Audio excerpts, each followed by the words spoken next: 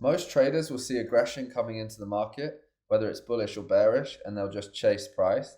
But the truth is, every time you see aggressive price action, strong up or down close candles, usually what price is doing is leaving behind an imbalance or inefficiency in price that price will trade towards first before a move actually plays out.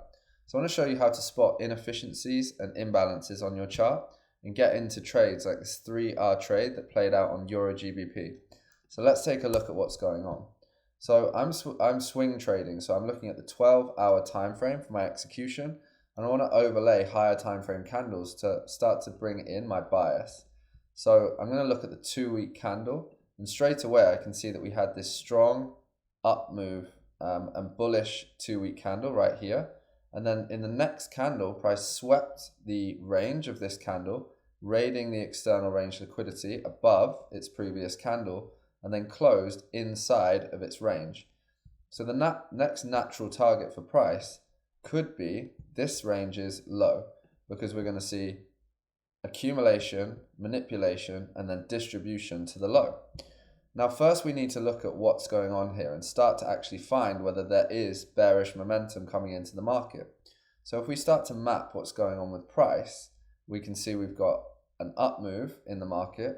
Price stings above this candle range's high, comes back in and tests this swing low right here, and then tries to go higher.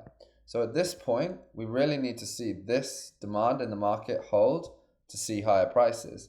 But what we get instead, if we zoom in, is aggression or volume coming into the market signified in this down close candle, because price opened high and then closed low, which shows that there was volume and aggression down.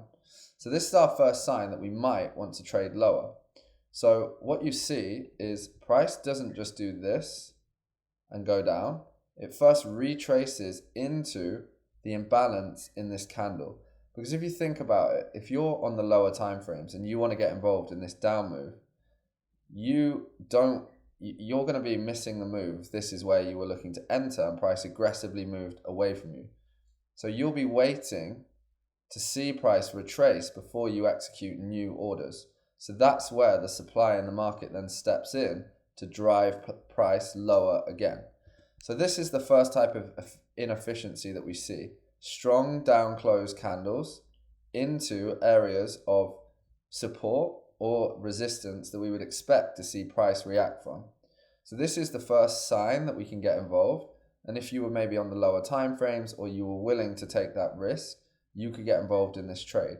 Or you can just wait and see what happens. So we get this second move, this very strong down close candle right here.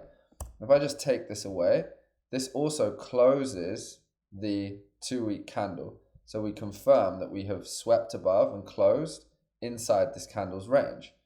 Now what do we actually leave? What footprint does price leave for us to actually analyze? There is an imbalance or an inefficiency in price seen through this bearish fair value gap.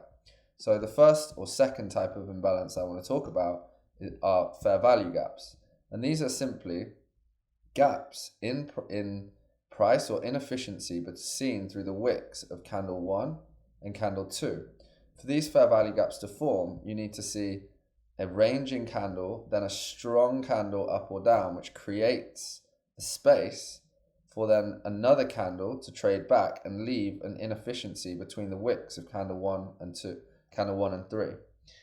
From there, we can then take or be very confident in seeing that price will trade back to the inefficiency, mitigate it, allowing new volume or new sellers or buyers, in this case sellers, to enter the market to continue to drive price down. So we can just use that to actually enter our trade. We just simply set a order, in this case a bearish order, at the fair value gap right there. And then we either cover the high of the imbalance candle, the candle that drove the bearish action into the market, or we just set it at the high of the order block in this case, and then we can trade towards our target. So this would play out for nearly a 4R, or you can take profit earlier at say a 3R. So that's exactly how to use higher time frame candles. So we have our context being driven through the liquidation of this candle range and combining it with first momentum in the market, rebalance, and then the emergence of a fair value gap or an inefficiency in price that we can take trades from. So let's look at a little bit of theory and then go through another example. So trade inefficiencies are simply inefficiencies in price action that occur when price moves aggressively. So this can leave a gap, like a fair value gap, or we can just see imbalances or unfilled orders through the emergence of thick, large candles where there is a strong move in one direction.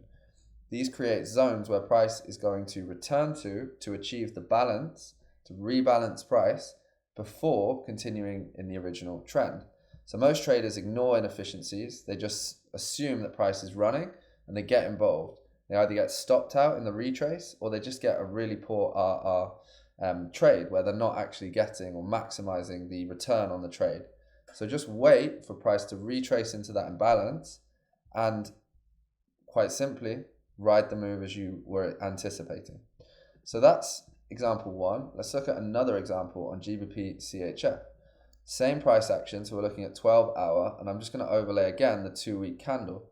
And we can see price is moving extremely aggressively in a bearish direction right here. So we have a lot of imbalance in price right here as we drive down. But what we're seeing is we're liquidating below a previous, or we're moving below a previous candle's range on the 2-week right here. And then if we bring up the monthly candle, we also see that we're sweeping not only the 2-week low, but the monthly low. So we could be looking at reversals off of this level. So let's wait and see if aggressive price action comes into the market. And that's exactly what happens. So we get sell-off with no real retracements, huge aggression coming in. Then we get this first candle that shows momentum into the market. So what price then does is it fills the imbalance left in this candle before moving higher. And then from there, what we see is inefficiencies in price starting to show their hand. So we get, in this case, a bullish fair value gap right here. Price is moving extremely aggressively in this actual in this price action. So you see in this particular imbalance, you don't get a fill, but then price moves again aggressively and we get the emergence of a second fair value gap and a new bullish price leg right here.